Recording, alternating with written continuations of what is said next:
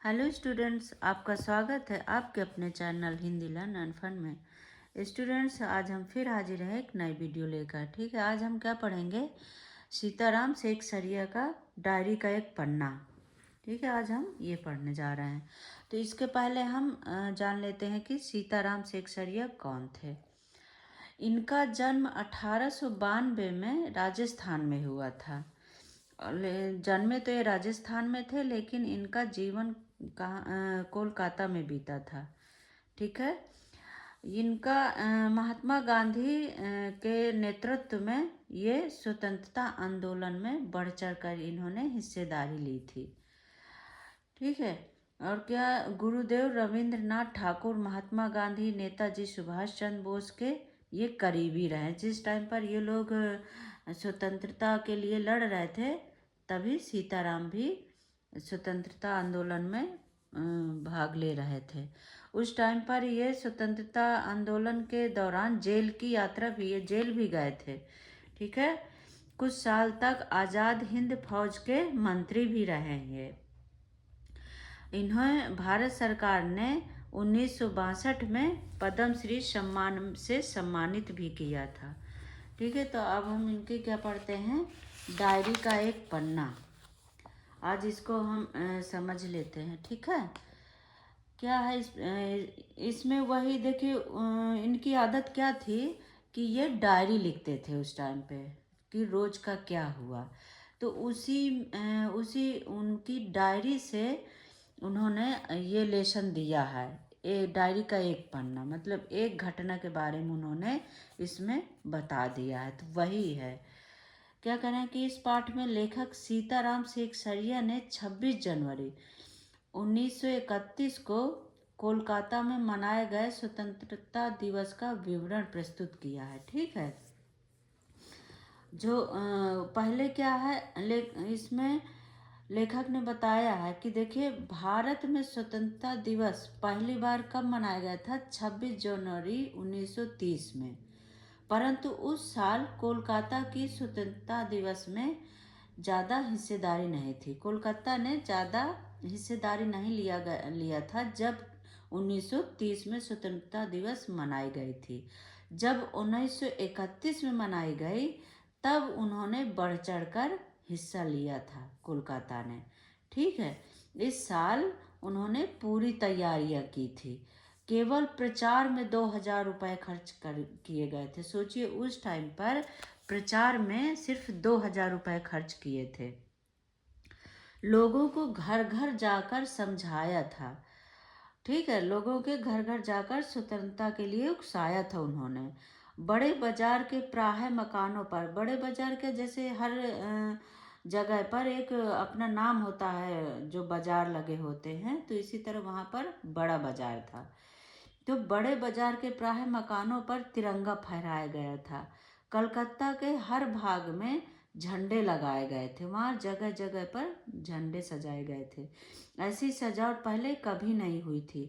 Police भी प्रत्येक मोड़ में तैनात होकर अपनी पूरी ताकत से गश्त दे रही थी। ठीक है, पुलिस क्या सोच रही थी? अंग्रेज तो यही सोच रहे थे कि ये इकट्ठा ना हो किसी तरह से, और अगर इन्होंने झंडा फहरा दिया और कहीं कहीं सारे लोग इकट्ठा हो गए, तो अंग्रेजों के लिए बात दिक्कत की थी। तो उन्होंने पुलिस लगा दिया था जगह जगह पर।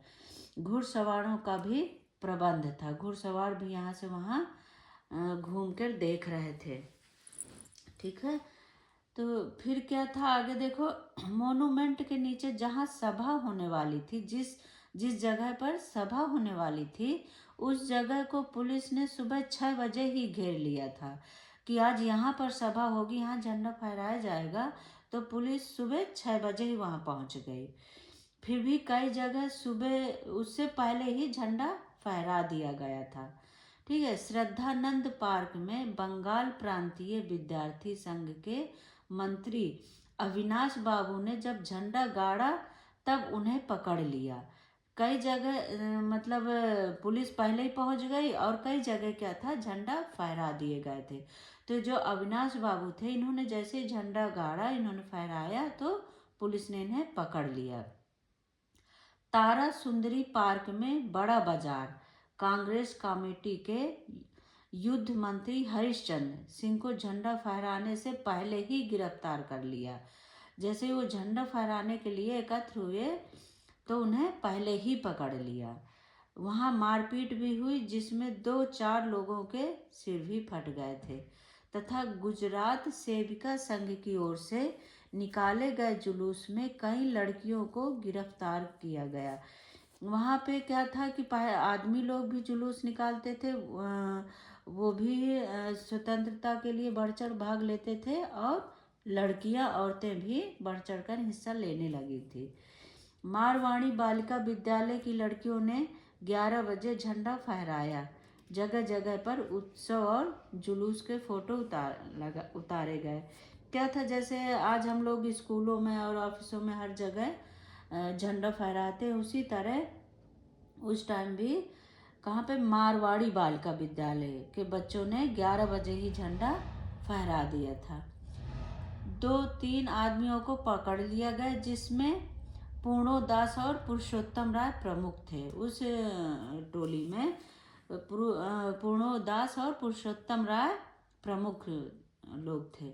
सुभाष चंद्र बोस के जुलूस का भार, जो सुभाष चंद्र बोस का जुलूस था, उसका भार पूरी तरह से पूर्णो दास पर था। स्त्री समाज भी अपना जुलूस निकालने और ठीक स्थान पर पहुंचने की कोशिश कर रही थी। पुरुषों के साथ साथ स्त्रियां भी अपनी टोलियां बना रही थीं। 3 बजे से ही मैदान में भीड़ जमा होने लगी और लोग टोलियां बनाकर घूमने लगे। इतनी बड़ी सभा कभी नहीं की गई थी। बहुत बड़ी सभा करने की उनकी सारी टोलियां, मतलब इतनी बड़ी सभा हो रही थी कि बहुत ज़्यादा भीड़ हो गई। ठीक है, और वहाँ पे क्या सोच रहे थे अंग्रेज की यहाँ कोई इकट्ठा ना हो पाए, तो पुलिस कमिश्नर के नोटिस के आधार पर अमुक अमुक धारा, मतलब वहाँ पे कई धाराएं भी लगा दी गई कि इस जगह पर इतने से ज़्यादा लोग नहीं होने चाहिए। ठीक है, यहाँ पे ये हो गया तो ये धारा लगेगी, वो हो गया तो वो धारा लगेगी। तो कोई भी सभा ऐसे नहीं हो सकती थी और भाग लेने वाले व्यक्तियों को दोषी समझा जाएगा। काउंसिल के नोटिस के अनुसार 4:24 पर झंडा फहराया जाना था और स्वतंत्रता की प्रतिज्ञा पढ़ी जानी थी। ठीक है, कितने बजे? सुबह 4:24 में। ठीक है, ठीक 4 बजे सुभाष चंद्र बोस जुलूस के साथ आए। भीड़ ज़्यादा होने की वजह से पुलिस उन्हें रोक नहीं पाई। पुलिस पहले से ही वहाँ पे तैनात थी, सोच रही थी कि जैसे ही सुभाष चंद्र बोस आएंगे हम उनको गिरफ्तार कर लेंगे, लेकिन इतनी ज़्यादा भीड़ हो गई थी कि पुलिस भी वहाँ पे कुछ नहीं कर पाई, क्योंकि अगर पुलिस आक्रमण करती तो भीड़ ज़्यादा ही थी, तो पुलिस पर भी लाठियाँ चार्ज हो जाती। पुलिस ने लाठियाँ चलाई, कई लोग घायल हुए और सुभाष बाबू पर भी लाठियां पड़ी। वे जोर से वंदे मातरम बोल रहे थे और आगे बढ़ते रहे। पुलिस भयानक रूप से लाठियां चला रही थी, जिसमें क्षितिज चटर्जी का सिर फट गया। ठीक है, किसका? क्षितिज चटर्जी का। उधर स्त्रियां मोनूमेंट की सीढ़ियां चढ़कर झंडा फहरा रही थी। वो इधर तो ये सुभाष चंद्र बोस झंडा फहराने के लिए आए और उधर क्या था, मोनूमेंट में स्त्रियां झंडा फहरा रही थी। सुभाष बाबू को पकड़े लिया और गाड़ी में बैठाकर लॉकअप भेज दिया गया। कुछ देर बाद वहां से स्त्रियां जुलूस बनाकर चलीं और साथ में बहुत बड़ी भीड़ इकट्ठा हो गई। पुलिस ने डंडे बरसाने शुरू कर दिए, जिससे बहुत आदमी घायल हो गए। ठीक है, जो स्त्रियां थीं वो भी अपना अपना जुलूस लेकर चलने लगी, तो बहुत भीड़ इकट्ठा हो गई। तब पुलिस ने फिर डंडे बरसाने शुरू कर दिए और आदमी घायल हो गए। धर्मतल्ले के मोड़ के पास आकर जुलूस टूट गया। भाई, जब पुलिस मारने लगी तो सब इधर उधर भागने लगे, तो सब इतर बितर हो गए और करीब 50-60 महिलाएं वहां बैठ गईं, जिसे पुलिस ने पकड़कर लाल बाजार भेज दिया। लाल बाजार में क्या था, वहाँ उनका थाना था, तो वहाँ पे सबको भेजते जा रहे थे। स्त्रियों का एक भाग आगे विमला देवी के नेतृत्व में आगे बढ़ा, जिसे बहू बाजार के मोड़ पर रोका गया और वे वहां बैठ गईं। 1.5 घंटे बाद एक लारी में एक गाड़ी आई, उसमें बैठाकर लाल बाजार ले जाया गया। सबको भर भर के वो लाल बाजार लिए जा रहे थे। ब्रजलाल गोयनका को पकड़ा गया और मदालसा भी पकड़ी गई। सब मिलाकर 105 स्त्रियां पकड़ी गई थी, जिन्हें बाद में रात में 9 बजे छोड़ दिया गया। भाई उस टाइम पर पकड़ पकड़ के सबको लाल बाजार ले जा रहे थे कि भीड़ इकट्ठा ना हो पाए, और बाद में रात में छोड़ देंगे क्योंकि तब तक तो देर हो चुकी होगी। कोलकाता में आज तक एक साथ इतनी ज़्यादा गिरफ्तारियां नहीं हुई थी उस दिन। भाई क्या था कि 109 तो स्त्रियां ही 105 तो स्त्रियां ही पकड़ी गई थी और आदमियों की तो कोई गिनती ही नहीं थी। तो वही कह रहे हैं कि इतनी ज़्यादा गिरफ्तारी आज तक नहीं हुई थी। करीब 200 लोग घायल हुए थे। पकड़े गए आदमियों की संख्या का पता ही नहीं था, ठीक है, पता ही नहीं चला। पर लाल बाजार के लॉकअप में स्त्रियों की संख्या 105 थी। आज का दिन कलकत्ता वासियों के लिए अभूतपूर्व था। आज वो कलंक धुल गया कि कलकत्ता वासियों की यहाँ काम नहीं हो सकता, ठीक है। इस बार उन्होंने इतना ज़्यादा बढ़ चढ़ कर भाग लिया, इतना ज़्यादा टोलियाँ बनाई, स्वतंत्रता संग्राम में हिस्सा लिया कि आज ये हो गया कि कलकत्ता वासी सबसे आगे ही है, ठीक है बच्चों। तो आज हमने डायरी का एक पन्ना पढ़ा।